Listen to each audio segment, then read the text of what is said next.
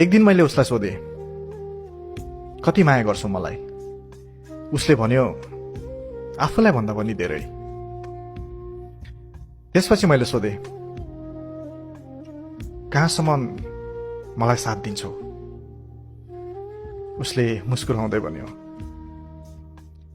जबसम्म मेरो सास रहन्छ तबसम्म म तिमीलाई साथ दिन्छु।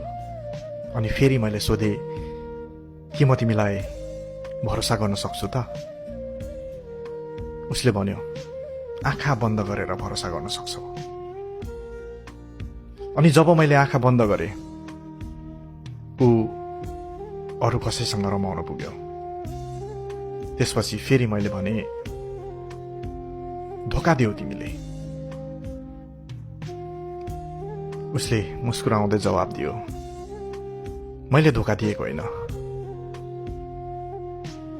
भरोसा गर्यौ तिमीले।